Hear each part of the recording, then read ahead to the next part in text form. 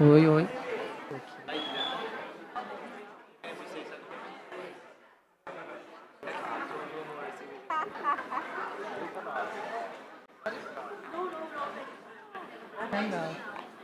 Hi. Hello.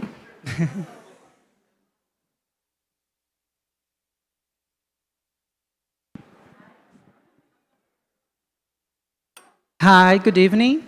I am Ramon Costa. I'm a data protection lawyer in Brazilian.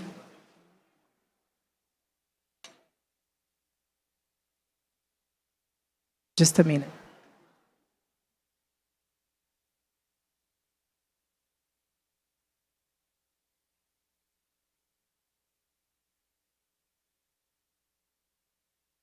Hi, good evening. I am Ramon Costa. I'm a data protection specialist lawyer at Brazilian Network Information Center and a PhD candidate in law at Pontifical Catholic University of Rio de Janeiro. I have the honor of moderating our latest panel, Data Protection in Contemporary Times, Perspectives and Connections Between the Global South. I thank the audience. Nice to see you all. I hope you enjoy. I would like to thank the Brazilian Network Information Center and the Brazilian Internet Steering Committee for the organization of the seminar. And also, I would like to thank to Internews, the organization that supports the ADAPT project, the project that our panelists are part of. And I have a special thank to Brazilian organizations that support the ADAPT project in Brazil, Coding Rights and Data Privacy Brazil, especially Mariana Rielli. Mariana, thank you so much for all your contributions. It was just essential for this panel, so thank you so much, Mariana. It's so much fun to do. And I have a special thank to, of course, just thank our panelists, of course, and their organizations. So today we have here, the names is just complicated, but that's gonna be okay. Just a minute. Laura Henderson, she is a research and advocacy advisor at Internews. Khadija El Saman, she is a program officer for Anglophone West Africa at Paradigm Initiative. Veronica Salinas, she is a privacy and data protection director at Internet Bolivia. Ricardo Chica-Reino, he's a digital rights coordinator at Fundación Ciudadanía y Desarrollo. Meshach Masibo, she is a data protection scholarship at Kenya ICT Action Network. Emerson Bea Sefa, he's a law professor at Addis Ababa University. So thank you very much for your presence and for your valuable contribution. It's a really an honor for me. I'm really excited to listen to you, so I promise not to talk so much. Okay. Let me explain a little about this panel. In this panel, we have a different format. This is going to be a round table, so we will have questions to our international guests. And the idea is to learn a little more about data protection countries in Latin and African countries, and also about the importance of international projects to a global data protection country. So it's going to be amazing, I promise. I'm not so good with promise, but today I'm promising. The personal data protection is a global challenge and a transnational right. Therefore, it's essential to understand aspects such as social inequalities, legislation, and regulation in the debate on data protection. In this way, dialogue between different experiences allows us to observe and learn about different stages in terms of implementation of laws and development of the right to privacy and personal data protection. So, finally, let's hear our guests. And I'm going to start with Professor Mesembe. Professor, there is no general data protection law in Ethiopia, and the draft bills that exist are not close to being approved. But there is an issue of ostensible state surveillance. So can you tell us about civil rights as privacy and data protection are being developed in Ethiopia? And please introduce yourself. Hello, can you hear me? Thank you, Ramon. First of all, it's a real pleasure to be here. This is my first time to come to Latin America. I have been to parts of Europe, North America, Asia. I have never been to Latin America, so it's a real pleasure to make São Paulo my first, let's say, visit. I have noticed that, first of all, in terms of the discussions, debates, the discussion has really moved on because there is, I think, huge progress made in terms of data protection in Brazil. We are just starting. As you said, we don't have now a law governing data protection, but we have pieces of legislations like the computer crime proclamations that kind of protects various kinds of like illegal access, interference on data protection. So a kind of more, let's say, informal kind of protection, but we have now a draft bill that was drafted in 2020. So we hope that within this year or next year, there will be a move for the formal adoption of a data protection law. So that would also signal maybe more discourse and more awareness, and I guess in the area of data protection. But still, like you say, there is no comprehensive law. But also, I think in developing countries, I think there are also concerns and risks, like you say, like surveillance, for example, because you have to understand that with the opportunities that comes with, of course, big data and the ability to access massive data, there is also a danger where you don't have significant democratic, let's say, practice and, experience. So when that data can be used hugely, I think, for political persecution and other purposes. But the hope is that there is better democratic opening now in our country. So the hope is that, I think, with that kind of more commitment for rights, better protection of data would be introduced. So that's, I think, more or less a very general idea of where we are now. So we still are lagging, but there is huge potential also because we are starting. Yeah. Thank you so much, Professor. It's really important to have you here, and it's about all your experiences, so large experience in Ethiopia, so thank you so much for your answer. And the next question is for, Khadija Al-Saman. In Nigeria, Khadija, there is no general data protection law at a national level, but there are regulations that do not have the same status as hard law. Although there is an excessive collection of data, including biometrics, by the public sector especially. Can you tell us about this context in Nigeria and introduce yourself, please? Thank you so much. Is my mic working? Okay, yeah. Okay, so my name is Khadija Usman. I work with Paradigm Initiative. I'm based in Nigeria, so like you said, I would be speaking about the Nigerian context. So just like Ethiopia, we do not have a data protection law. As a country that is just developing, we're still in the beginning stages when it comes to digital rights.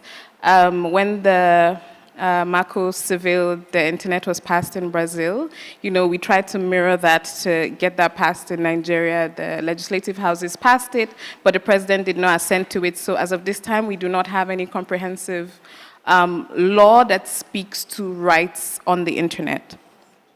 Regardless, Nigeria has been collecting a lot of data. You need data for health services, banking services, to get your driver's license, your passport, all of that. Biometric information that is, put online. Recently, the government tried to deploy a digital identity system. You'd find that a lot of countries now are deploying digital identity, but ours came with a twist. If you did not register if you didn't go to register to get your digital ID, you were going to be banned from using SIM cards and telecommunication services. And this came in a country that does not have a data protection law. So we have specific provisions on data protection in sectors. So the central bank has one section in the act that says data will be protected, or the Child's Rights Act has one section in there that says your data will be protected, but it doesn't say how, it doesn't say where, it doesn't say who you go to when there is a breach.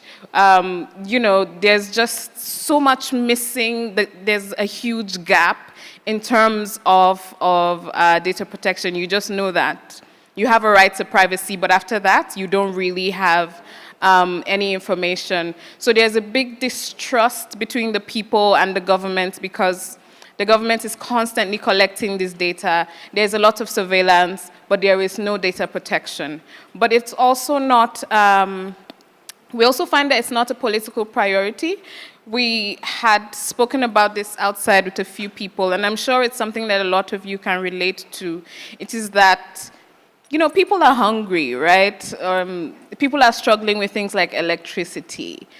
You know, there are security situations, and then you come and tell them, hey, but privacy is an important right. And you know, they're wondering, but there are more important things. And we find that that's the attitude that politicians have to these things, and a lot of people have to these things. So a lot of the work that we are having to do as an organization is to create awareness, right? So we're telling the people, this is a right you have, and it's a right that you have the right to enforce. We're also trying to tell the governments that it's something that is good for you economically.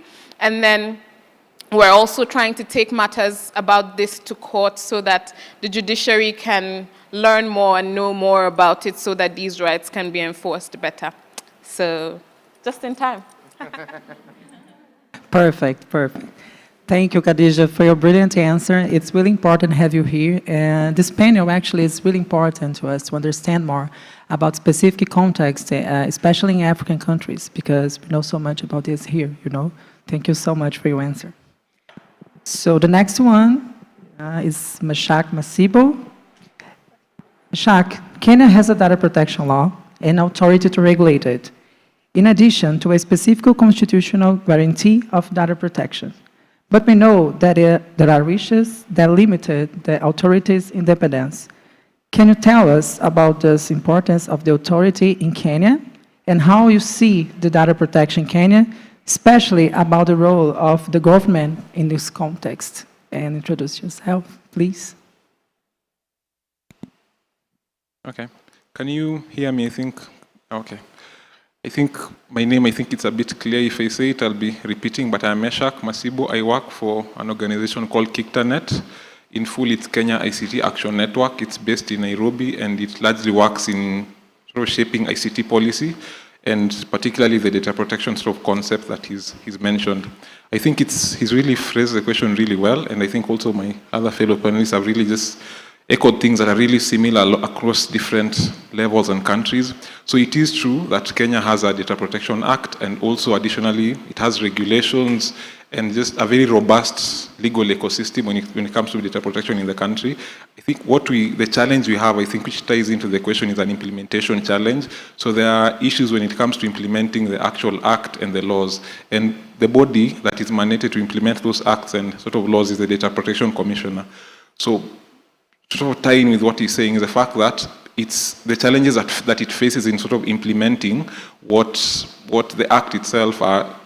Sort of the common one is the resource challenge, the fact that it's financed with, I think, 50 million shillings. I do not know how to sort of convert that, but it essentially means how it converts, because Kenyans, we're actually 50 million Kenyans, so how it converts is the commission has 1 shilling for each person, which is really not a lot of money.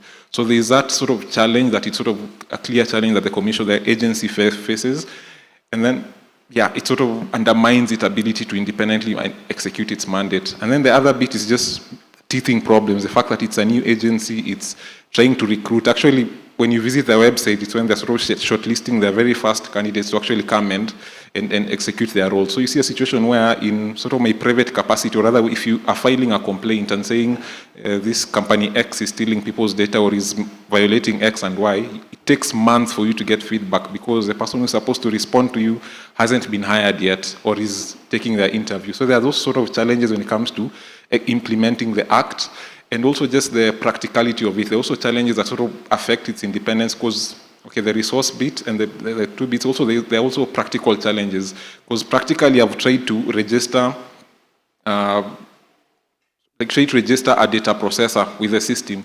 There are issues because they're still trying to roll it out, they're still trying to build the technical infrastructure. So there are sort of issues with this back and forth. You engage with the commissioner, and you're not able to sort of conclude what you're trying to do. So there are those primary challenges that affect its independence. There are those are the sort of the 3 core ones. I think the other ones we think we'd get some other time to. Yeah, thanks. Thank you, Meshach. It's really important listening to you. You know, in Brazil, we have the data protection law and authority too, so it's really interesting understand more about the context in your country. Thank you so much. Well, until now, we listen about specific context about sector public, government, the role of the state. And now I would like to ask about the civil society. And we have a really special person here for this, is Veronica Salinas. So my next question is for her. We know about the importance of the civil society in the development of the data protection culture. So, Veronica, you have a large experience in the civil society in Bolivia, and I have a question for you. How viable is currently the approval of a data protection law in Bolivia, and what is the role that civil society has that for the context? Muchas gracias, estimado Raúl. Es para mí realmente un honor compartir este espacio con los compañeros, las compañeras de ADAPT Internews, que es este consorcio que está tratando de realmente unificar esfuerzos a nivel región y el Sul-Global. Agradezco mucho realmente estar en este espacio que ha elevado muchísimo la capacidad de entendimiento profundo de los debates sobre privacidad y protección de datos que han desarrollado aquí en Brasil. 4 años de una vigencia de una norma, muchos más años de incidencia como sociedad civil, de la que realmente todos los países que aún no poseemos una normativa específica para la protección de datos, aprendemos, ¿no? Y valoramos muchísimo. Como ya comentaba con mis compañeros, incluso estar aquí para mí como parte de una organización que está trabajando mucho en la incidencia para tener una norma específica, es como viajar al futuro, ¿no? Bueno, he llegado aquí, estoy entendiendo bien cuáles son los debates profundos, cuáles son las necesidades y sobre todo cuáles han sido las lecciones que ustedes tienen ahora, ¿no? Agradezco mucho por eso este espacio y resignifico mucho también el tema del impacto que tiene la privacidad, la protección de datos en el ejercicio propio de la democracia, en reconocer el crecimiento de la economía digital en el mundo y su forma de cómo nos aproximamos a la materia misma de los datos como materia prima del crecimiento económico o como un derecho fundamental como tal. Esto es importante entender, sobre todo cuando estamos aproximándonos a una regulación específica, ¿no? Puedo un poquito resumir la forma en que la sociedad civil aquí en Brasil nos ha demostrado que ha ido actuando en función a la posibilidad de poner en vigencia esta norma y creo que puede reconocerse como la habilidad que han tenido en posicionar el tema en la agenda pública, por un lado, que no ha sido muy sencillo, pero se ha debido a la alianza estratégica que ha venido ejerciendo diversas organizaciones específicas, desarrollando contenidos, desarrollando estrategias de incidencia ante tomadores de decisión, generando investigación y de hecho y sobre todo ejerciendo su derecho de control y participación social, que es uno de los derechos de vital importancia para la sociedad civil, ¿no? Ante el contexto boliviano es importante entender que la desigualdad social ha permeado también todo lo que es el ejercicio de los derechos digitales y diferencia mucho también en la calidad del acceso a Internet. Esto impacta verdaderamente en nuestras sociedades latinoamericanas y por eso es muy importante también reconocer la necesidad de actuar como bloque, como conjunto, ir aprendiendo de las experiencias y sobre todo sabiendo transmitir, en mi caso, en el caso boliviano, de cuál es el impacto real y las consecuencias de lo que es no tener una ley de protección de datos. Las causas son, los impactos son más bien las consecuencias de orden económico, social y político, ¿no? Entonces, lamentablemente no tenemos más tiempo, pero vamos a aprovechar otras preguntas que nos van a hacer en el panel. Gracias. Thank you so much, Veronica. In Brazil, the civil society has a real importance for the data protection culture. So it's really important list about your experience in Bolivia. So, okay. So I love this panel because it's a global panel. So we have Spanish, English, and Ramon's English. And I hope you can understand me. I'm an ambitious person. I hope you can understand me. So, Ricardo, don't forget you. My next question is for Ricardo Chicarreno. So, Ricardo, Ecuador has a data protection law with application in the public and private sector. The country is in the process of drafting regulations that will define the practical application of the law, including more specific powers and attributions of the enforcement agents. As of right now, there are not any. Can you tell us about this context, please? Oi, Oh, I'm trying my Portuguese here. Boa tarde, é prazer para mim estar aqui com vocês. A última vez que estive em São Paulo foi há 3 anos, porque vim de trabalho voluntário em São Carlos e foi uma experiência enriquecedora. Não pensei em voltar depois de 3 anos para fazer parte de painel muito jovem, para falar com vocês sobre a proteção de dados pessoais no meu país, Ecuador.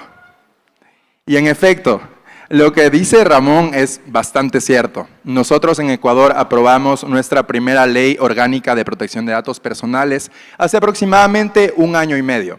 Solo que no hemos emitido aún un reglamento que la haga aplicable. Entonces, nosotros desde la Fundación Ciudadanía y Desarrollo, que es a la que estoy representando en este momento, hemos venido haciendo un trabajo colaborativo con diferentes sectores estratégicos de la población. ¿Qué tipo de sectores estratégicos? Sector privado, sector público, academia y organizaciones de la sociedad civil. Todo esto para fortalecer sus capacidades, pero también para poder construir un documento y trabajar un documento que pueda ser el borrador de un reglamento dentro de Ecuador. Ahora les voy a comentar de qué trataba este documento, cuál es su estructura. Y pues tiene la siguiente: claridad en la extraterritorialidad de la aplicación y también el ámbito de aplicación. ¿Por qué extraterritorialidad? Porque esta no debe ser incierta en nuestra Ley Orgánica de Protección de Datos Personales, en específicamente el territorio en donde se aplica. ¿Y por qué? Por ejemplo, puede ocurrir un conflicto de jurisdicción con respecto al procesamiento indebido de datos personales por parte de procesadores internacionales. En el ámbito de aplicación, ¿por qué? Porque dentro de la ley está específicamente como excepción todo contenido editorial y también contenido periodístico. Para las organizaciones de la sociedad civil en Ecuador específicamente, el contenido editorial nos resuena porque no está desglosado cuál es el tipo de contenido editorial que es la excepción a la norma. Y para ello, y como nuestro ejercicio de fiscalización dentro de observatorios, por ejemplo, o dentro del ejercicio de organizaciones de la sociedad civil, esto es bastante vacío, es un vacío legal que está en nuestra norma. Por último, no tenemos aún un régimen sancionatorio que esté aplicado actualmente. El régimen sancionatorio va a correr recién el próximo año, el 10 de mayo de 2023. Y para ello tampoco hemos tenido una autoridad de control debidamente nombrada. En Ecuador se debe nombrar a través del Ejecutivo, que sugiere una terna al control de participación ciudadana y control social, y este lo elige. Sin embargo, no hemos tenido aún ese avance. En la Ley Orgánica de Protección de Datos Personales aprobada está específicamente que el Ecuador tiene 2 años, ha pasado casi 1 año y medio y no ha habido ningún esfuerzo.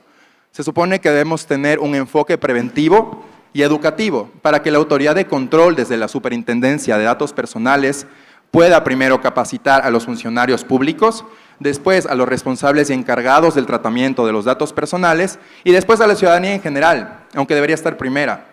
Pero es la ciudadanía quien debe estar consciente en Ecuador, que es un país en donde recién está surgiendo la protección de datos personales, cuáles son los límites de ejercer la privacidad y cuáles son los límites de la protección de sus datos personales. Entonces, estoy muy agradecido porque en este evento hemos aprendido de sobremanera, ustedes están muy adelantados, de hecho, yo tengo muchas preguntas para ustedes y pues espero seguir aprendiendo del compartir con ustedes.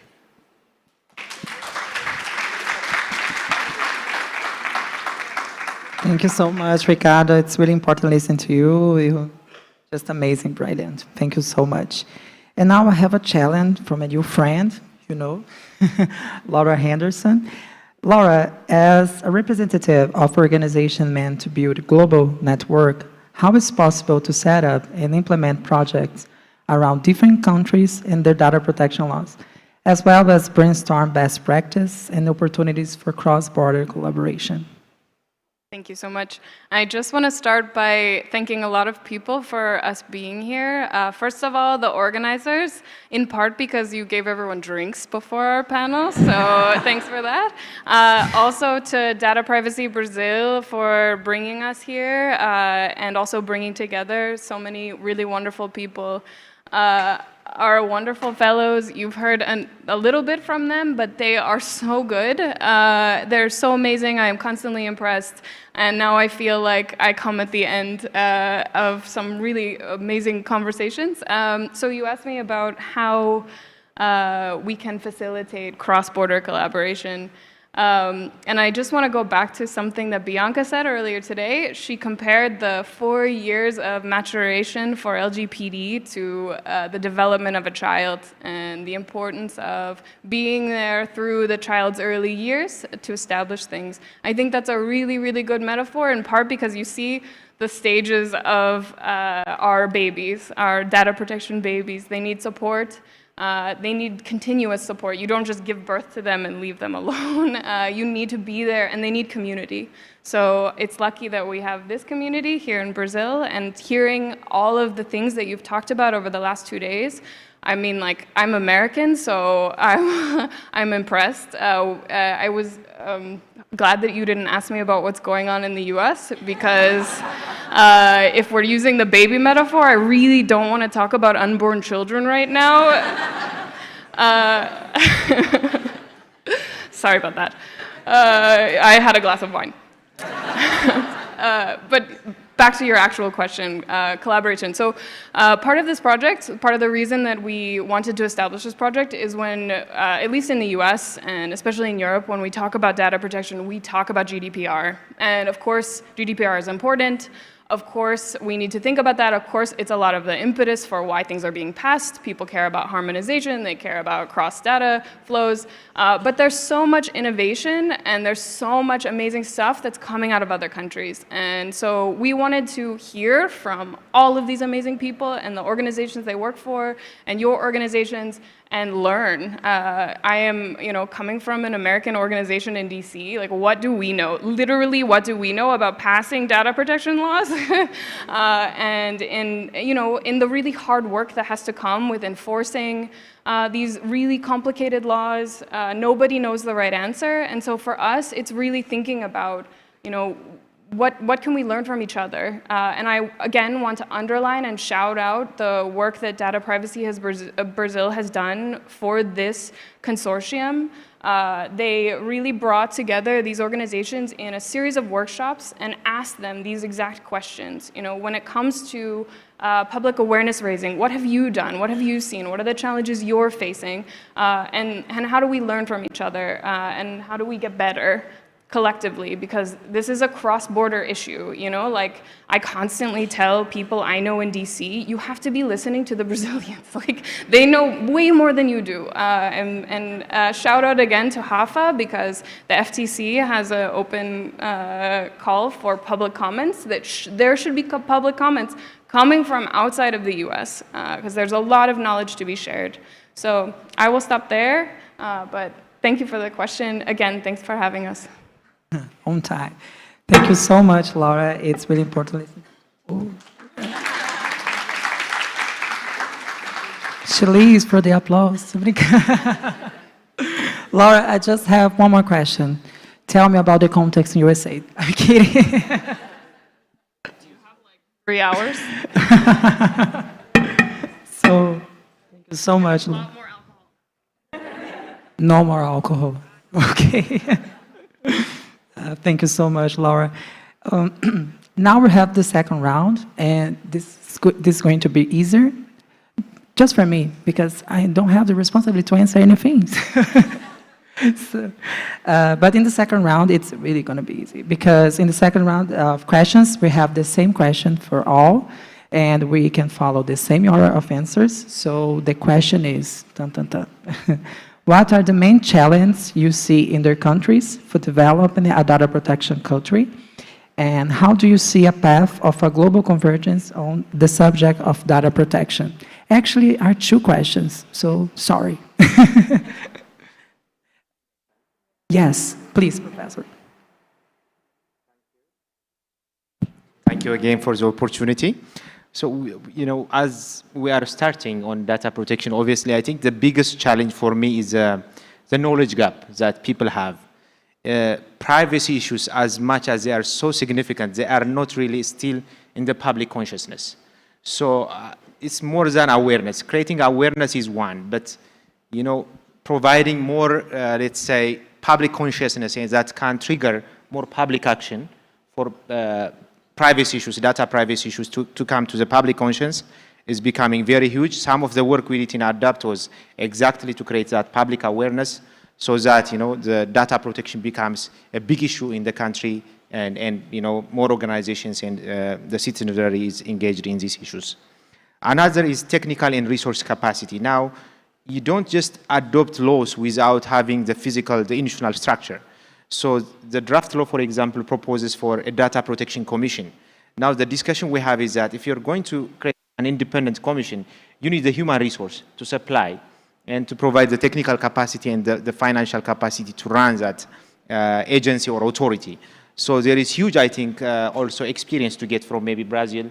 I think one of the most important, significant aspects of the engagement that I see is that instead of taking models from Europe or North America, Brazil could be also a very good example because from what I see, you have a very advanced, you know, legal framework and institutional framework to advance the cause of privacy rights. So we always take, you know, European models in terms of legislative frameworks. So why not maybe have a look at, you know, the work done in Brazil in terms of this regard? So you see capacity and significant also knowledge gap. Another thing is, of course, political priorities. You know, sometimes, as Khadija said, the political priorities of these states are different. So conflict, you know, and poverty and all these issues sometimes cloud also the significance of privacy issue. So we need to push the agenda of privacy as it is significant. So we see that as well. Surveillance, I have mentioned that, you know, in developing countries and in transitional democracies, the democratic base is not significant. So when you allow government actually to have the capacity to have that massive data, including, you know, biometric data, how is it going to be handled? So that's also, I think there are good democratic practices emerging in Africa, including Ethiopia, but, you know, authoritarian hangovers are still there. So we need to be very cautious in terms of how, because I think there is a significant also power imbalance. You know, we are helpless data subjects individuals.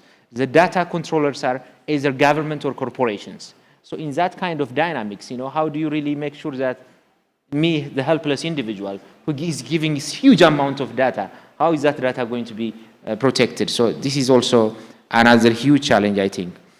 The new thing is that, you know, now, just last week, the Council of Ministries in Ethiopia approved a new legislation on digital electronic national ID. So that also complicates the handling of personal data because, as you know, electronic digital data has also facial recognition, you know, iris scan, and very, what we call not just personal data, but highly sensitive personal data. So once you give that, how is it going to be handled? You know, that's also a major issue. Unless you have very transparent, independent, you know, more democratic-oriented, you know, data handling, then it becomes very problematic. These issues are also very significant. But in general, if you look at the African perspective, we have not moved much because currently there are about 32 African states with more or less a draft and data protection law, but the implementation has not been as much. So a lot to say, but I think I'll leave it here. Yeah, thank you. Thank you, Professor. Khadija, your time, please.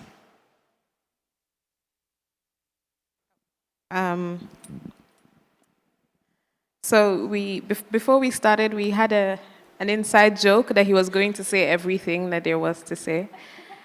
And he has successfully done that. But I imagine that our answers to this would be very similar, because I have a list here and you really did almost exhaust it.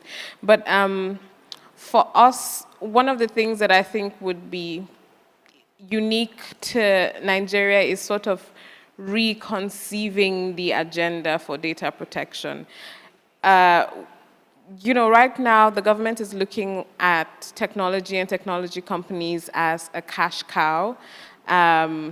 So in creating a data protection agency, so fun fact, we have a data protection agency, but we don't have a law, so I don't know how that works. But so you can sort of see that the political agenda is messed up there. The priorities are sort of like maybe to create jobs for people as opposed to actually doing the job. So one of the biggest issues there is sort of reconceiving what the political agenda is. And the second thing would be for the quality of the laws to evolve, the nature and the quality of the laws, no longer having sector-specific laws where it's, a little piece thrown in there, but detail that actually serve people. So we're looking at, quality laws that also address certain contexts. I know that we have a saying in this fellowship that privacy is global, and I think that is the biggest convergence point in terms of data protection. But we also have unique contexts that need to be addressed. So as opposed to, swallowing a GDPR and throwing it everywhere and just putting, the first letter of your country in front of it, it's like an NDPR or a BBPR. Let's have actual laws that, look into the context of a people and address their own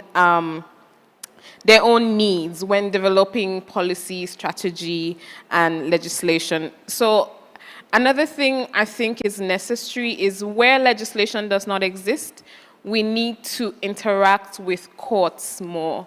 So I don't know how many people engage in strategic litigation, so you're going to court, sometimes knowing you're not going to win, but in the interest of creating some level of precedence, right?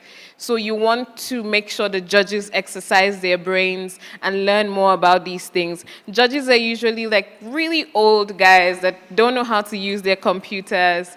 It's some assistant that is using it for them. They're scared of using the internet.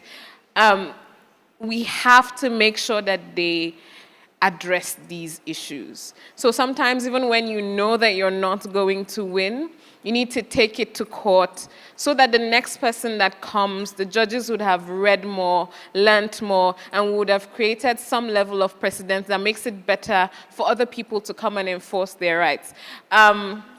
This is more unique, of course, to countries who don't actually have legislation to stand on, but I imagine it would be helpful in other situations that you're trying to develop. So yeah, I would stop there. Shag, please.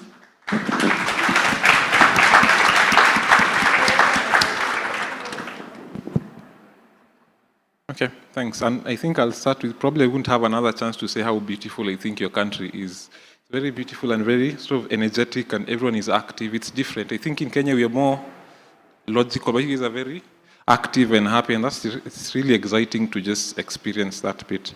I think the bit about being in a sort of captivating panel is I get so immersed in what everyone else is saying. Even I think I forgot bits of the question. So could you please just sort of re-say the question and then I'll answer it? Yeah. Of course. So the question of the second round, there are two questions. What are the main challenges you see in their countries for developing a data protection culture? And how do you see a path of a global convergence on the subject of data protection? Yeah, okay, interesting. Yeah, interesting. So I think much like what I think everyone else has shared, I think our core challenge even in Kenya, it's an awareness challenge. It's there. And I think I'd just say a basic narrative. When in the run-up to that, we've had elections this year. I've heard you also having elections soon, but you had elections this year. In the course of elections, political candidates used to send messages. They get your data from somewhere, they scrape it from somewhere, and then they send you targeted messages telling you to vote for person X or person Y.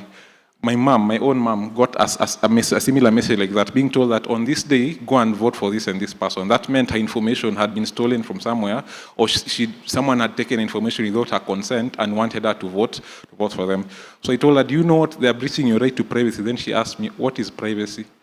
Yeah, and so she's a fairly educated person, so it just goes to show how there's a huge awareness gap in terms of people understanding what it means, sort of their rights and all that. So it's sort of the first thing that hinders a culture, just rights, sort of a privacy-respecting culture. There's just huge lack of awareness in just the general sort of population.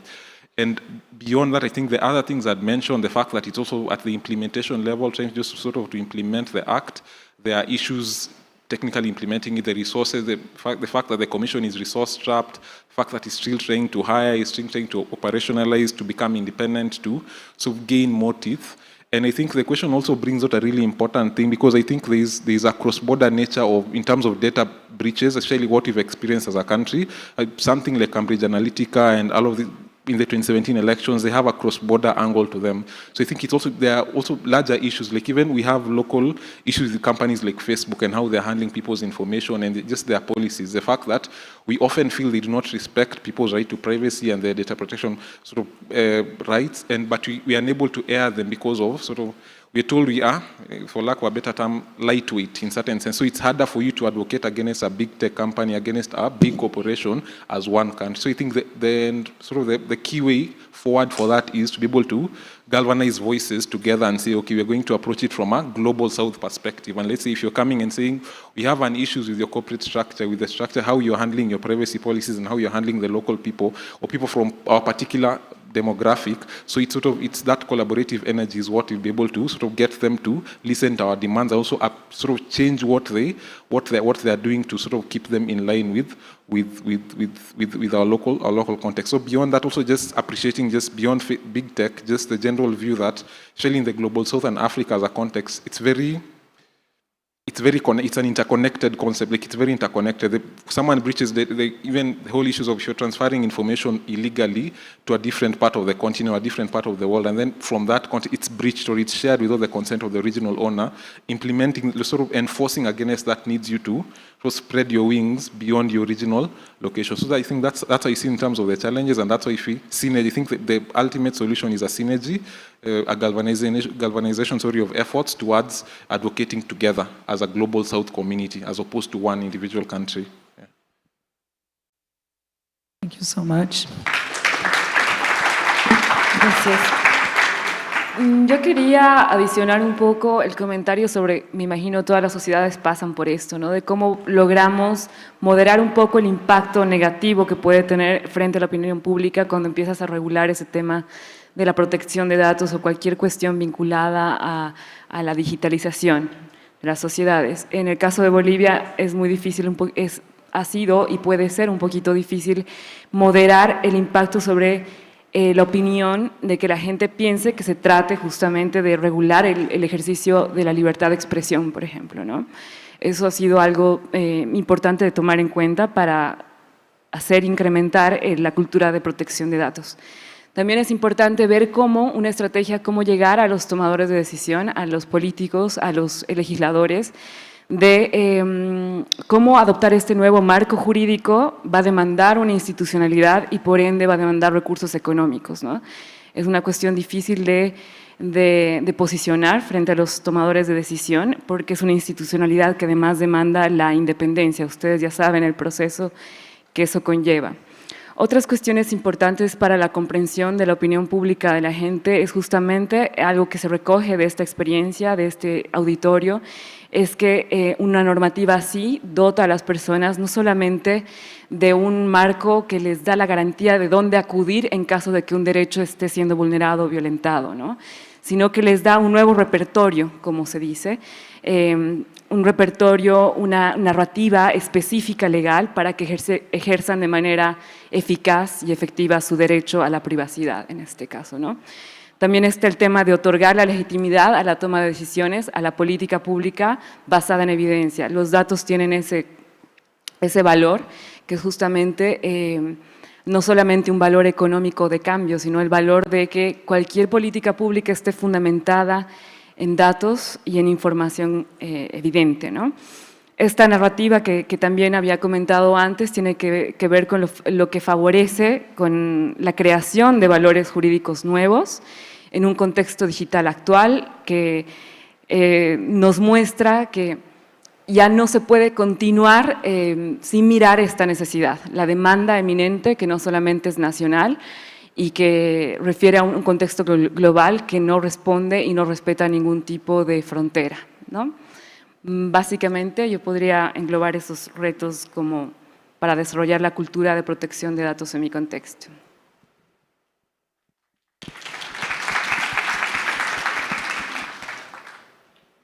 Bueno, en Ecuador, lastimosamente no hay voluntad política, pese a que hemos movido esfuerzos desde las organizaciones de la sociedad civil para poder construir o retroalimentar documentos que sean observaciones para, por ejemplo, ordenamiento jurídico, y se ha enviado, por ejemplo, a la Secretaría Jurídica de la Presidencia, no hemos tenido ninguna respuesta. Ante esto, yo creo que es clave suplir un régimen socioeducativo que venga de las organizaciones de la sociedad civil. ¿Y por qué un régimen socioeducativo? Pues precisamente para promover que la ciudadanía esté consciente del ejercicio de derechos. También para que los encargados y los responsables de tratamiento de datos personales apliquen la legislación. Y por último, para que una autoridad de control implemente medidas de seguridad y un régimen sancionatorio eficaz. Ahora, hablando ya específicamente de la legislación, nosotros necesitamos obedecer lo que está por mandato legal en la Ley Orgánica de Protección de Datos Personales en Ecuador, y es la aprobación de un reglamento. Este reglamento no deberá ser redundante ni excesivo, sino integral y que armonice la ley cubriendo vacíos normativos. También la designación de una autoridad de control. Generar una adecuada capacitación, lineamientos y estándares en torno a la protección de datos personales. Y por último, la creación de una superintendencia de protección de datos personales para contar con una autonomía personal, financiera y operativa institucional. También necesitamos combatir este reto social. Cada vez más en nuestra región la inteligencia artificial está manejando los servicios públicos o las plataformas de gobierno y es necesario cubrir estas brechas digitales que existen en las localidades o en las zonas rurales de nuestro país o de nuestros países en general. Y es por ello también que es necesario unirnos y articular esfuerzos como organizaciones de la sociedad civil, no solamente a nivel nacional o desde la experiencia de Ecuador, sino a nivel regional, ya que estamos acá con esta experiencia internacional. Entonces, sería bastante bueno que desde su experiencia como país, Brasil, puedan también acercarse y pues colaborar en conjunto. Asimismo, agradezco a NIC, CGI y a Internews por me permitir representar a Fundação Ciudadanía y Desarrollo neste seminário. No final do mês, lançaremos um podcast de visão científica sobre a proteção de dados pessoais para o Equador.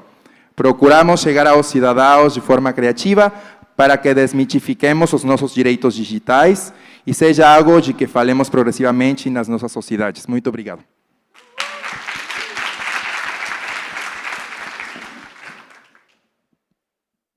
Okay. So I'm going to have blatant self-promotion, as the American should.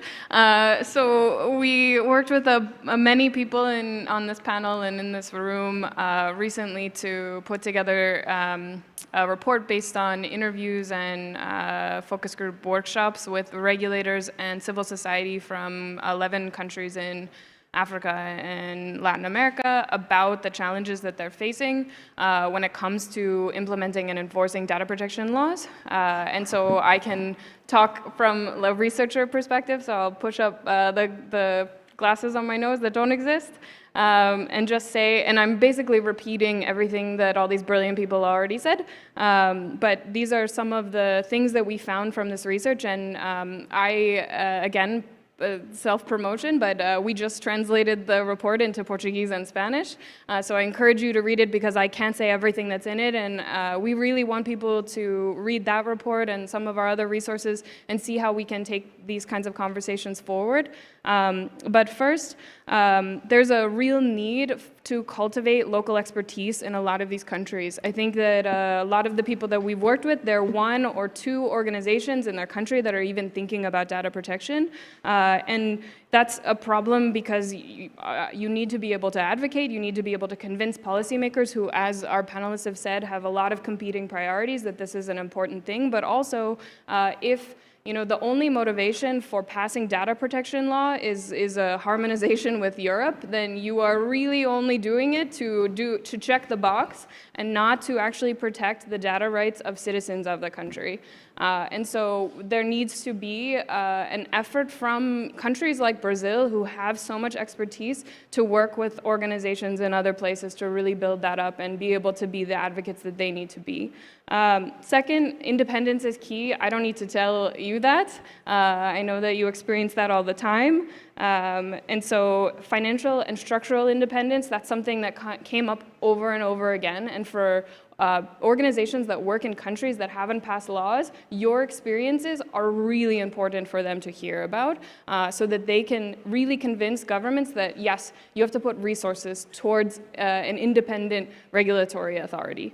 And then third, in every country around the world, we really need to push for actual cultures that respect data, and that's a long-term, hard process. That means working with the private sector, really understanding their needs, the things that don't work for them, working with them. It means, as has been said on this panel by Khadija better than I can say, working with the old judges. We've had the pleasure to work a little bit with IDEC. I know the work that they're doing to really think about cultures of court systems, and innovation is really key. And then also the general public, another very self-promoting thing. We worked with all of the organizations on the stage to put together, to co-produce podcast episodes, in part because I really like telling lawyers that they have to do something that's not law.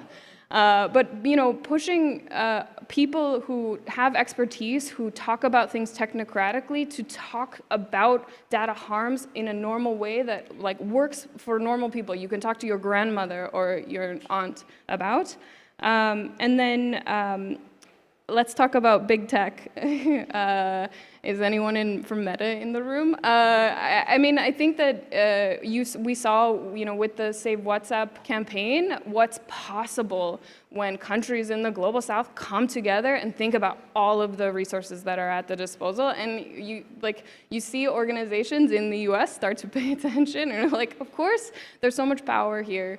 So litigation, thinking about what's possible from consumer protection, what's possible from competition, and working together. And then that is my final point, is collaboration. The more that you all can help everybody else, the better things get. So that's what this project is really about, and I really hope that we can take some of these things forward. So support all of these people, exchange business cards. Do we still do that? And yeah, I'll just end there.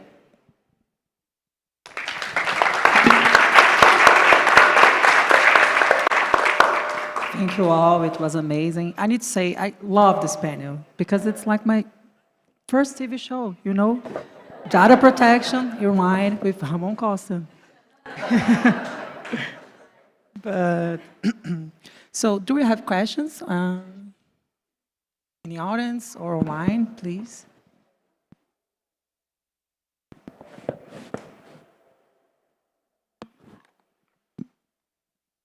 Boa noite. Estão me ouvindo? Agora foi. Boa noite. Meu nome é Arthur, eu sou do Acompanhe Lab.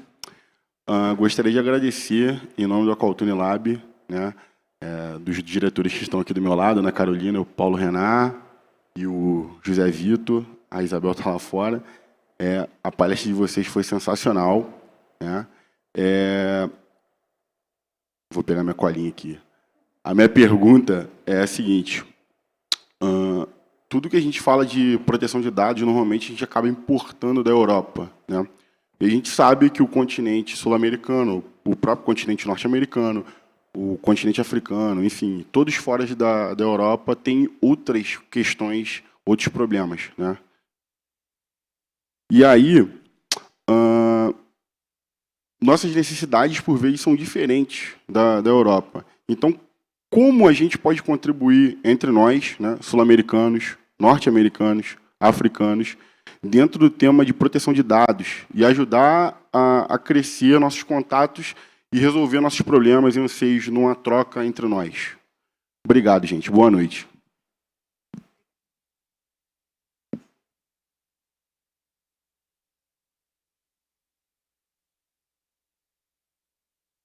For everybody. It's not my challenge.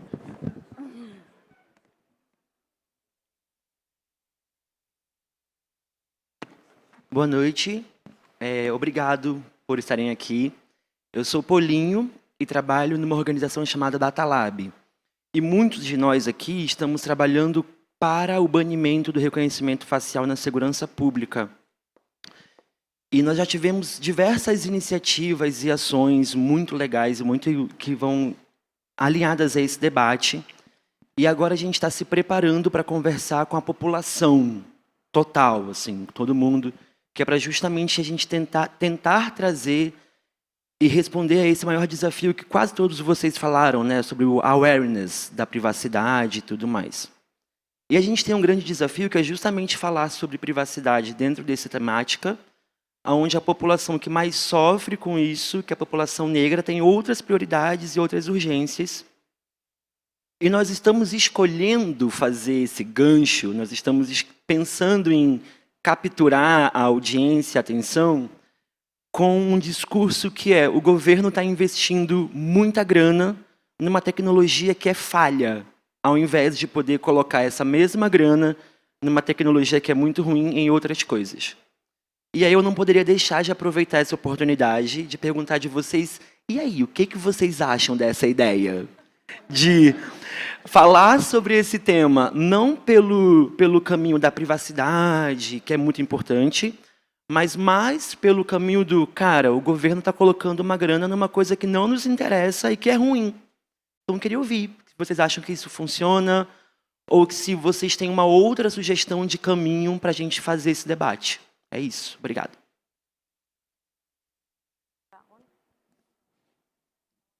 Thank you, Paulinho. Yeah. We have one more online. Mariana. Yes, Mariana, please. Well, first of all, thank you all for the brilliant appointments. I love to hear you all. And we have a question here. If you had one chance to give one advice for the Brazilian data protection future in Brazil. Really? Sorry. What would you say? Just one. Oh my God. Good luck.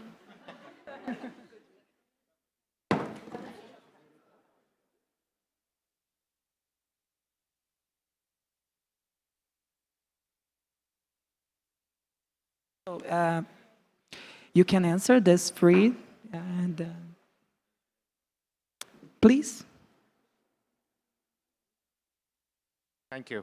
So I think the first question was, if I get it right, on what kinds of models we take from laws instead of, for example, taking the GDPR. Why not engage? I think, for me, the relevance of this engagement is also exactly that.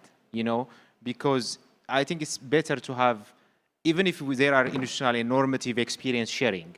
For me, the political economic positioning of Brazil is more closer to Africa, I would say. It's still very advanced, but there is a lot to learn because of many things, I think. So we need to nurture that. And instead of looking at only European developments in law and privacy, I think the South-South cooperation in terms of the political economic positioning might be interesting. Always there are local peculiarities, of course, that we need to take care of. But I think there is great lesson to learn from experiences like Brazil, who have advanced, I think, in data protection regimes and normative settings. So that's what I would say. So maybe also, I think the second question, I missed that, but yeah, maybe Khadija will reflect on that. I have a lot to say on that, but he has a response to the first question still, okay. So. Bueno, hola. Aquí se puede ver esta desarticulación que existe entre el gobierno brasileño y las organizaciones de sociedad civil, específicamente en la segunda pregunta. Perdón. Cuando hay una desarticulación, se puede ver claramente que no existe un puente de comunicación y de trabajo colaborativo. Por ende, no existe también esta relación para que ustedes puedan sugerir sus propuestas para que se puedan aceptar esas propuestas y para que haya ese consenso. Entonces, también va ligado a la tercera pregunta, ¿cuál sería mi sugerencia para Brasil en específico en este tema? Es establecer más espacios, vincular a más actores del sector público para poder establecer esta comunicación clara y oportuna y que se puedan escuchar las demandas de la sociedad en general. Yo quisiera aprovechar un poco para hablar sobre la primera pregunta, porque es justamente lo que enriquece el proceso boliviano ahorita, es que no estamos copiando o internando una política extranjera, una norma extranjera como tal, ¿no? No estamos adaptando aquellos estándares a nuestra realidad, sino al revés, estamos tratando justamente de que el proceso participativo de la sociedad civil en su conjunto, de determinados actores y sujetos sociales, nutran este proyecto de ley que viene desde la sociedad civil, ¿no? Justamente nuestros distintos viajes de socialización con distintos actores en distintas ciudades de Bolivia, hemos tratado de reunir por ejemplo, padres y madres de familia, que tiene mucho que ver con la protección de los datos de los niños, de los menores, de las niñas y adolescentes, lo que tiene que ver con los datos sensibles también, la protección de, por ejemplo, datos vinculados a la preferencia y orientación sexual y el colectivo LGTBI en Bolivia.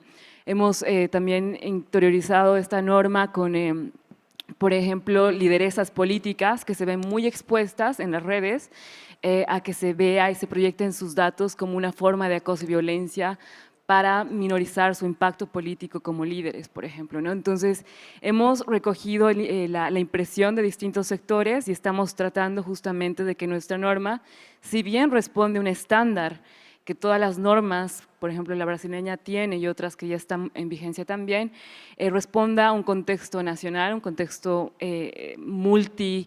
pluriétnico también, como es el boliviano, ¿no? Entonces, creo que esa es una clave para no solamente adoptar y posicionar cosas que no responden a un contexto específico, ¿no?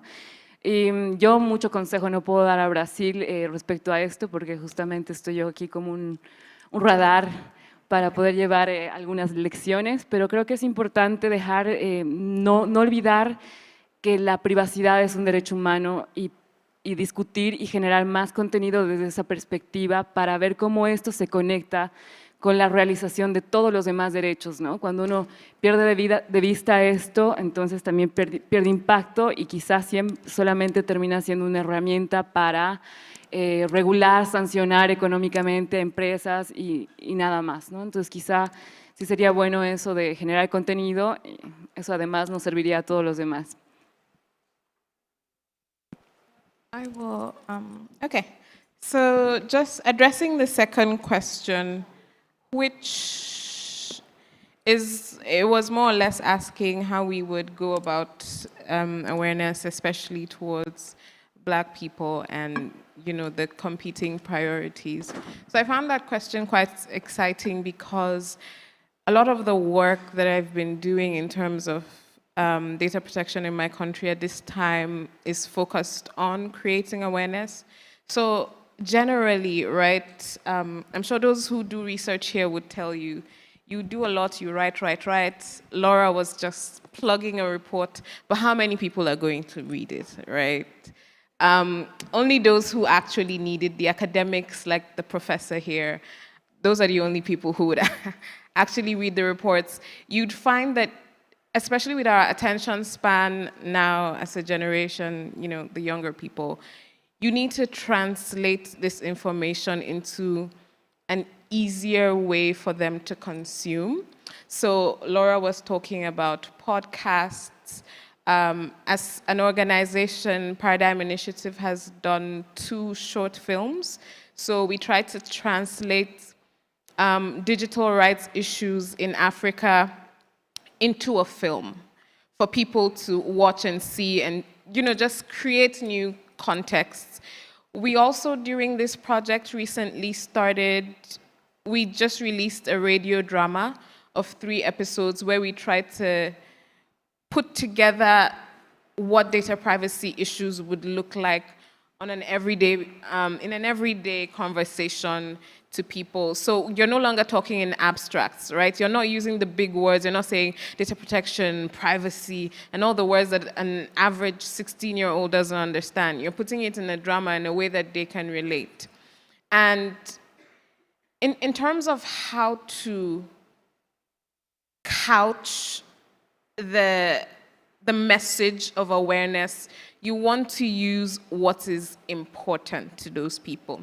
Now, for the Black people, I don't know too much about Brazil, but I'd like to say everybody likes money, right?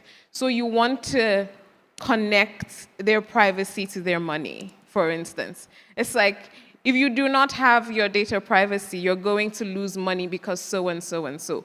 Connect it to what the people find important.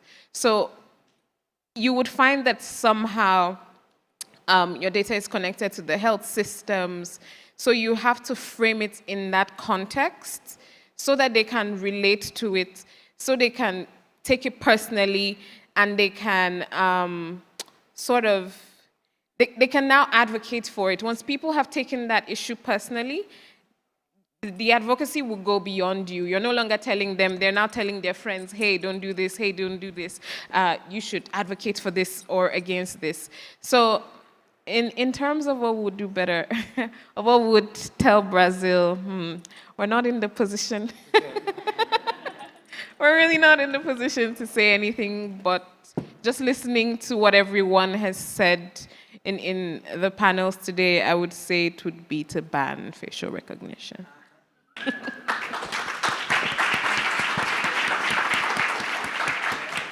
I also want to sort of give a comment on... Can you hear me? To the first question about how to continue to do this kind of collaboration, is that right? Honestly, I think that money is key. We came at this with money. It is easy to say we will collaborate, but you all know it's hard work that you're doing just getting stuff done in Brazil. And so there needs to be more support from philanthropies, funders, governments to build spaces. I know that NIC.br has been doing this for a really long time, but like bring people together, have these conversations, because without money, everybody's doing it on a volunteer basis. You're all activists, you already do enough on a volunteer basis. So I would say that on the facial recognition, first of all, your work is amazing, so keep doing what you're doing. I've loved seeing the way that organizations are learning from each other, again, in jurisdictions. I know that there's been talk with the organizations in Oakland and in other places in the US, and you're all learning from each other, and going at the procurement is so smart.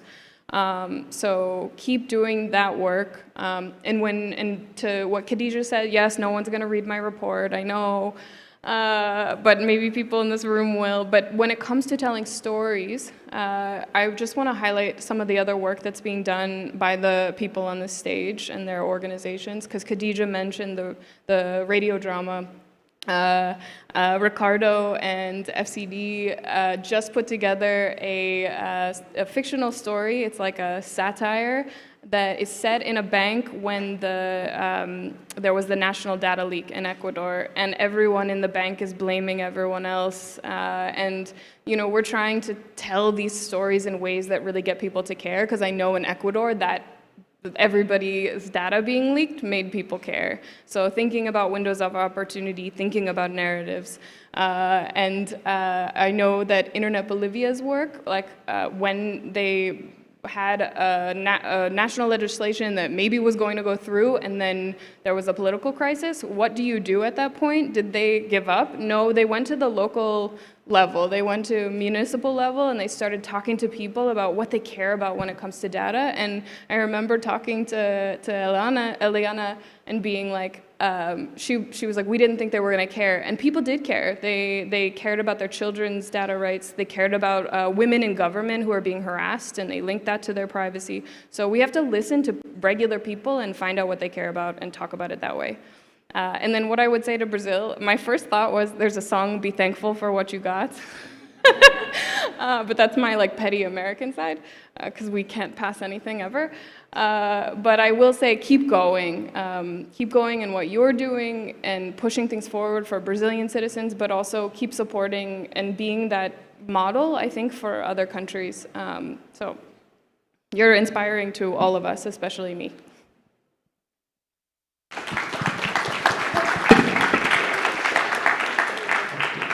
I wanted to also make a brief comment on I think the bit of the second question about boosting, I think, awareness, and also just a bit of a tie into what Hadiza had shared.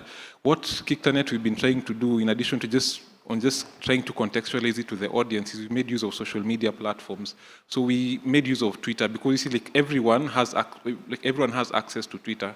So in addition to you breaking things down in a way that sort of someone understands and cares, you also do it you sort of make use of social media platforms like Twitter. So we run a program called Data Privacy Awareness 101. So every week we break down tweets, small 140-character tweets on data privacy. This is who a data subject is. This is who a data right person is, in like 140 characters each, and you're able to sort of reach a wider audience than, I think, other strategies. So that social media bit, Twitter, YouTube, Facebook, it's really, really powerful. And also another thing we've sort of seen in boosting awareness is when you're doing awareness, like hosting tweets, this is what we call tweet chats or tweet sessions, you sort of try and, a bit of what she said, try and show the person the cause and effect. So you had an issue in Kenya where there was the telecommunications companies, the big ones, they were taking pictures. They say they were registering SIM cards, but they were actually taking people's pictures when they didn't need to take people's pictures. And for the large bit, I think for a larger bit, people didn't care. But when we had a tweet space and you'd explain to them and say, okay, when they take your picture like this, there are chances that they will profile you based on how you look. They will target you with advertisements based on how your facial symmetries look. It can be a reason for you to be profiled based on your appearance and whatnot. People started to care. So also it's important to just show that cause and effect and make use of social media platforms as an avenue of building awareness. Yeah.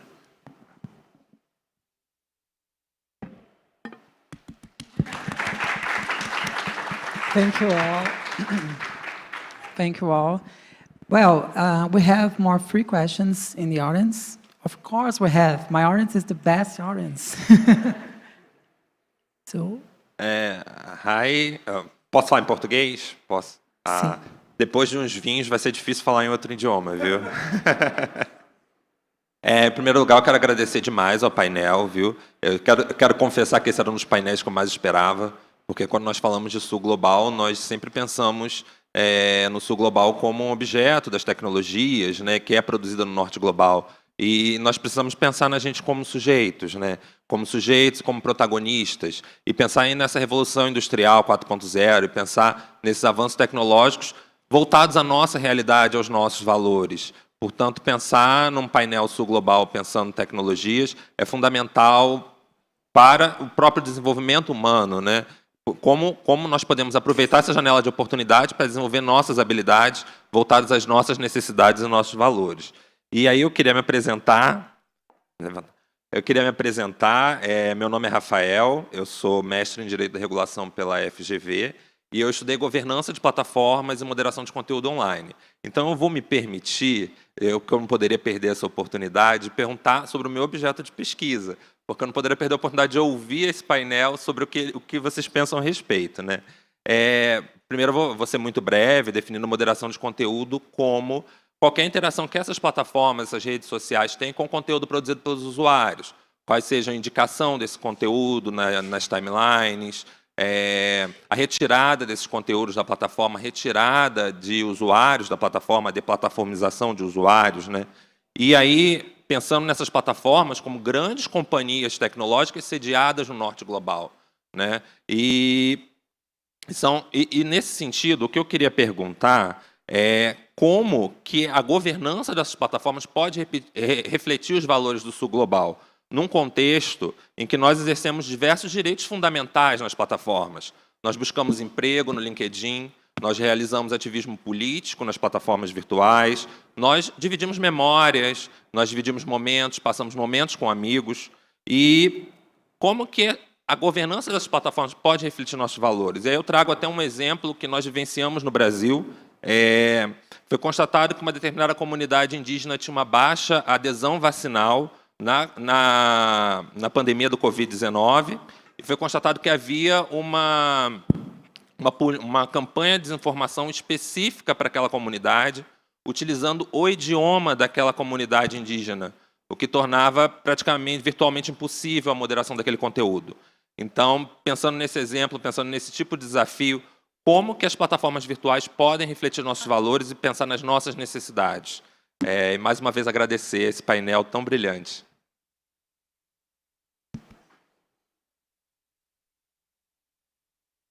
Hello, my name is Milena. I love the panel. Congratulations to you all. I have, it's not a question, it's more a suggestion. I heard that you all have difficulties to communicate privacy to others, and we have that difficulty here in Brazil. I work here with Legal Innovation, and we are testing some methodologies to try and make that communication efficient. So I don't know if you ever heard of legal design and visual law methods, and we are testing this right now with documents, legal documents about privacy, privacy announcement, terms and conditions, and everything. So it's more of a suggestion, but I wanted to know about you, if you ever heard about these methods or not, and if these methods would be useful to you in your countries. Thank you. Hello, good evening. I'm trying in English even after 2 glasses of beer. First of all, thank you for the event, NIC.br and CGI.br. And second, thank you for coming. I hope your experience is been well, and enjoy Brazil. You are always welcome here. It's very important to us to understand a little bit more how the other countries, even neighbors and not neighbors, are in terms of privacy. My question is to Laura specifically. You told about the Federal Act in the US since 2021. And as you know, the US has two privacy acts in California and in New York. In your opinion, do you think it's better to have a federal law or how can I say state laws? And to others, you told that your country has is a baby in terms of privacy law, and how the country is applying the sanctions if the country is already applying. Okay, thank you.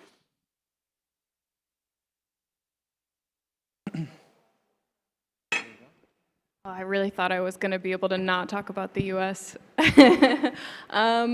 So I think that it's been out of frustration and impatience that we've passed the state laws, and I think they're really important because companies all of a sudden want federal privacy because they will need to harmonize. Personally, I would really like to have a federal privacy law just because it means that everybody who lives in the United States has the same rights, and also because I just think it will make it easier to enforce. And you know, fingers crossed for the current legislation. It's the closest that we've gotten, but we're also heading into midterm elections, so window is closing, and it's very complicated. So I think if we could have any sort of federal privacy law would be better than what we have now.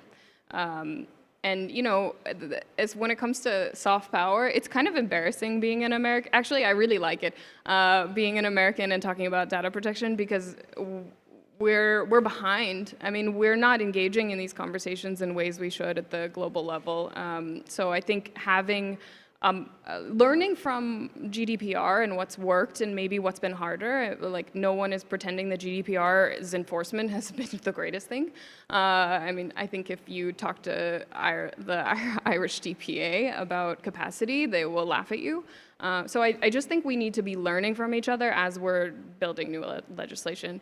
I want to say to you, I need to get your card. I'm so old. I need to get your contact information. I agree with you. There's just got to be better ways to talk about these things. We constantly talk about notice and consent as something like we need to throw it out the window, and the law is really important for making that happen. But let's talk about these things and present these things in ways that people can understand. And yes, you should share all your information with all of them. Absolutely. Platform moderation, not my area of expertise, but I do think that because governments like to talk about fake news, disinformation, content moderation, we should just redirect it back to it being a data collection and privacy issue. The reason that all of these things happen is because the algorithms are opaque and because there are no laws governing it, and manipulation can happen, and they know a lot of stuff about us. Lots of different actors who are shady can get our information on the internet. And so those conversations, I think, need to be linked more because they're often very separate, and one of them feels sexy, and then the other one often is not so sexy.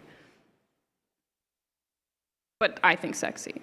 Just so we're clear. I think maybe just to respond to Rafael's question, I think it's a very good question, and thank you for your interest also. I think there is also, we talked so much about challenges and problems. I think when you have problems, it's also an opportunity. So, you know, in the Global South, I just read a recent report by the World Bank. If the current internet penetration rate, which is about 35%, if you double that and becomes around 70%, the amount of GDP that is generated is close to $2 trillion, actually. So there is massive, actually, opportunity in terms of digitization and, you know, internet connectivity and the economic gain that can bring.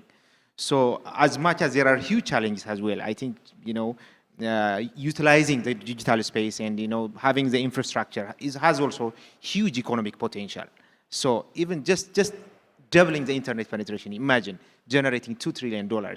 So that's massive, I think, economic potential, and that's why I think we need to be concerned about the internet ecosystem generally. In terms of content moderation, I agree completely that because now, for example, I studied freedom of expression. If you look at the First Amendment protection of freedom of speech in the United States and the level of legal protection that we have domestically, it's completely different. Whereas, you know, Facebook, Twitter, all have these contents that are universally accessible, that have no, you know, very sophisticated moderation. If you remember, by the way, Facebook admitted in its governance review board that some of the content that it was generated through Facebook has actually fueled violence in Ethiopia. They did affirm that. So now they are taking more caution. I see that there are employees working in Addis, for example. More investment is now generated by these tech companies. And on a moral reason for me, I think, there is huge responsibility by these tech companies, because if you look at Meta or Facebook, how much money does it have? I mean, $6 billion probably, even more. The amount of capital it generates. Yet there is lesser responsibility. So I think in terms of content moderation, I think there is also a moral reason that we need more obligation and more work on that, I think. And it's a very good question, I think, also from the Global South perspective. I think partly because as much as the digital space has great democratic potential to improve governance, it can also undermine, you know, peace and security and, you know, urgent needs for individuals to be protected. And if it fuels violence, if it fuels hate speech, then it becomes a problem than a solution. So we need to have more work on content moderation. And I think the tech companies, realistically speaking, have acknowledged their problems, which is good.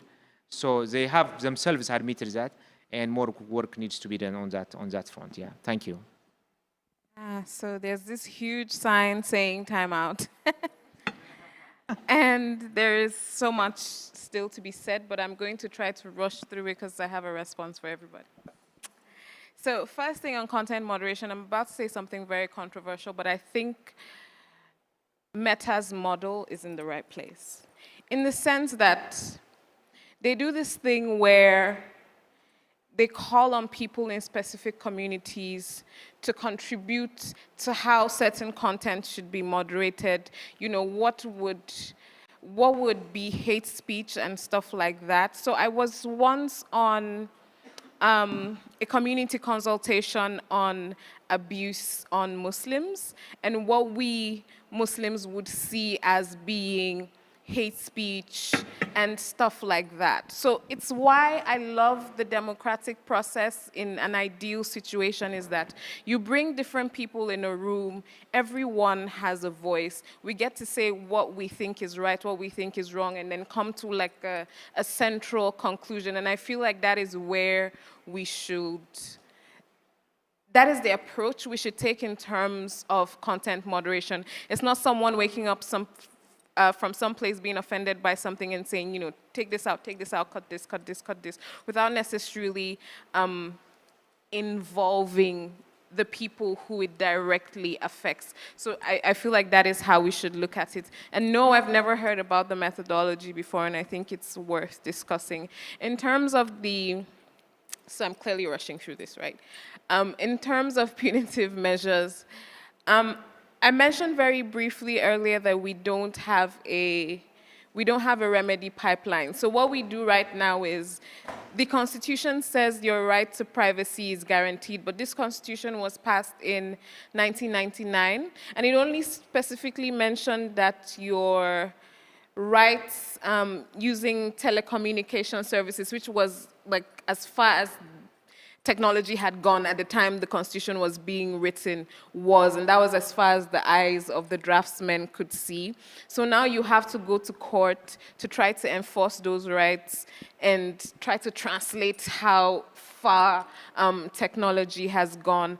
But besides that, it's been really difficult to enforce it. You kind of have to go through loopholes, so the lawyers in the room would know where there's no specific, where there's no one specific route, right? You try to connect A to B to C to D and finally get at a point where you're asking for some sort of remedy. So that's kind of what we're doing at this time, which is why I mentioned strategic litigation earlier, but all our lives would be so much easier if we just had a data protection law. So yeah, that is it.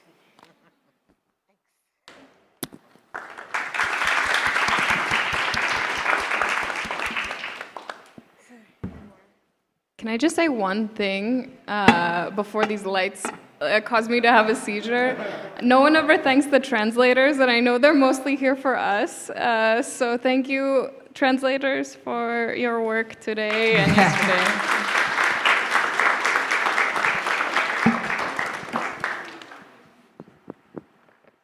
So, Ricardo, Veronica, and Michelle. Okay. So, we have a short time for final considerations too. Just 1 minute, you know. I'm afraid about the time, but today I think it's a good day to be brave. No, I'm kidding. I'm really kidding. Please help me.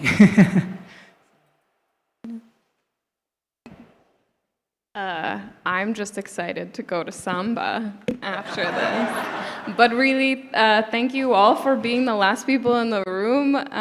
6 p.m. Really, it's been a real pleasure, I think. I speak for myself, but I know for my team, just to be here and to hear from you all, it really is mind-blowing how far along you are in these conversations and the communities you've developed. I remember when Marco Civil was passed, and I was like, thank God. And it's only, I know you've dealt with a lot politically, so the fact that you've kept going and gotten through and have what you have is just like a symbol of hope for at least me. So that's... Yeah, just a few words, I think, to say. Obviously, that we're very excited to be here, and thank you for all the organizers for inviting us to share our views. I believe the digital space has transformational value for society, and the objective is how do you make it secure, ensuring privacy, security, and the integrity of, you know, the digital system. And that's the ultimate objective. And I think there is great experience in Brazil, I would say, that we can learn. Finally, I would like to say also that the Internet Governance Forum is going to be in Addis Ababa next this November 28th, I think. So everybody would be welcome in Addis, and I'll be happy to host you and facilitate but it's a pleasure to be here. So thank you.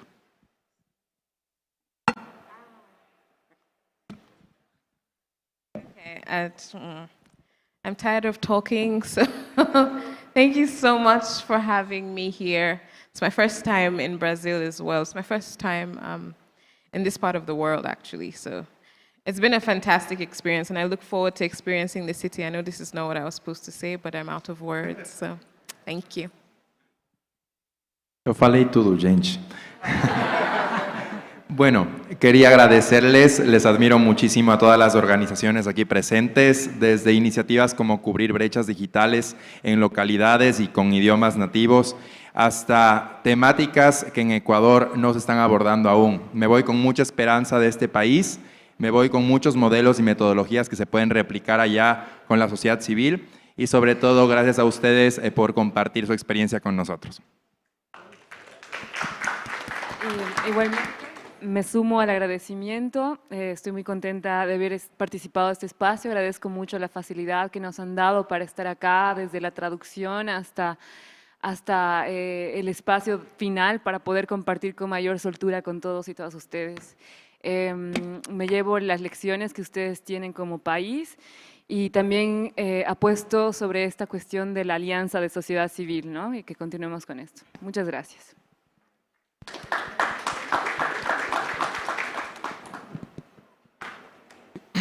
Likewise, I think like everyone else, I've learned a lot, and I also really enjoyed the experience. My last recommendation is that I think this conversation should not be a one-time thing. I think it should be a continuous conversation.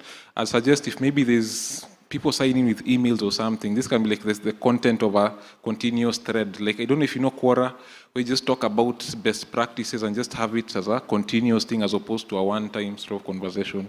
That's my, sum it all. Thanks. Thank you.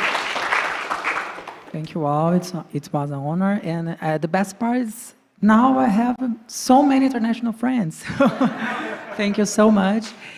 E eu tenho 2 recados em português. Vou poupar os tradutores que fizeram um excelente trabalho.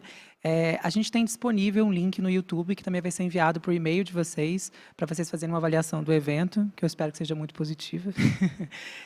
E a gente também vou pedir para que vocês permaneçam na sala, que a gente vai ter uma fala final do secretário executivo do CGI, né, o professor Hartmut Glaser, que já está aqui. Então é isso, gente. Boa noite.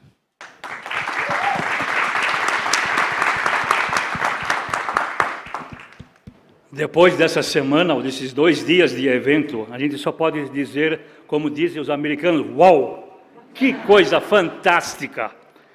Eu não pude assistir todos os dias, mas eu participei com muita ênfase da preparação deste evento.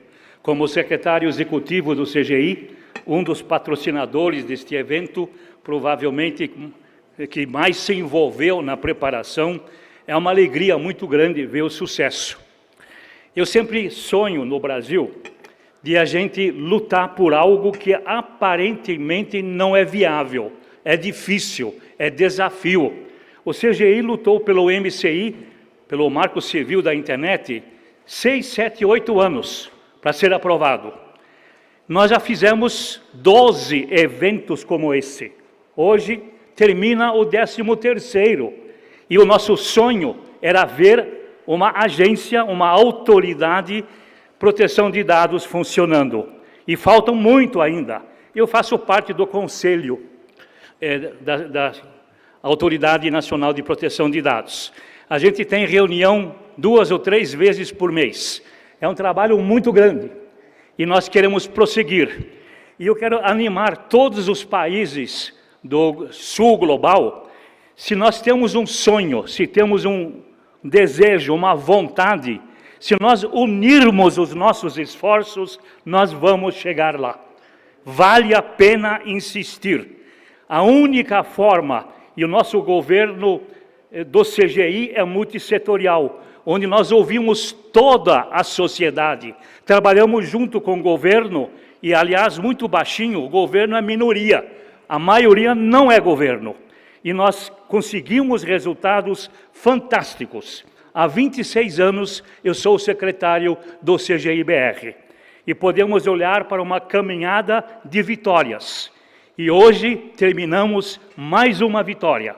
Obrigado pelos convidados internacionais, obrigado por todos vocês. O evento não tem nenhum valor se fosse por nós do CGI, mas são os participantes. Vocês que ficaram até o último minuto são os guerreiros que merecem um certificado especial. Obrigado pelo apoio.